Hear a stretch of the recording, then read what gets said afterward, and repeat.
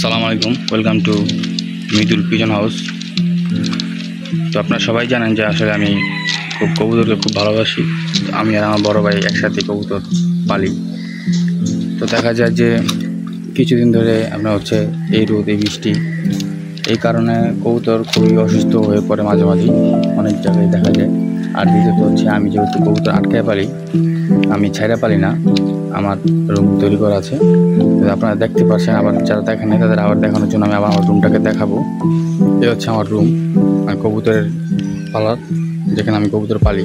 তো দেখা যায় যে এখান দিয়ে প্রায় অনেক সময় কিছুদিন আগে বা মাঝে মাঝেই বৃষ্টি আসে, এই রোদে বৃষ্টি আর কি। তো এই ক্ষেত্রে কবুতর অসুস্থ হয়ে পড়ে। আবার দেখা যায় টানা বৃষ্টি হওয়ার পরে কবুতর বিভিন্ন ধরনের রোগ দেখা দেয়। তো এই সাইড থেকে মাঝে মাঝে রোদ আসে, তা আবহাওয়া খারাপ থাকলে দেখা যায় রোদ আসে না।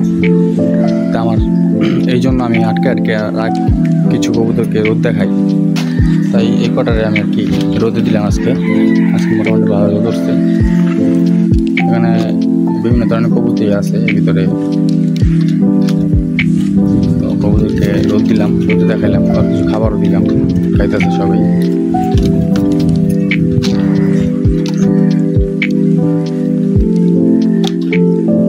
আসলে রোদে দিলে আর যে রোগ থাকে এই রোগগুলো কাটে যায় ভিতর থেকে। আর সবচেয়ে বড় কবুতরের সবচেয়ে বড় সমস্যা হচ্ছে ঠান্ডা চোখতে পানি পড়ে, নাকতে পানি পড়ে। এগুলা একটা থেকে আরেকটা, তারপর করতে করতে সবগুলোতে ছড়া যায়।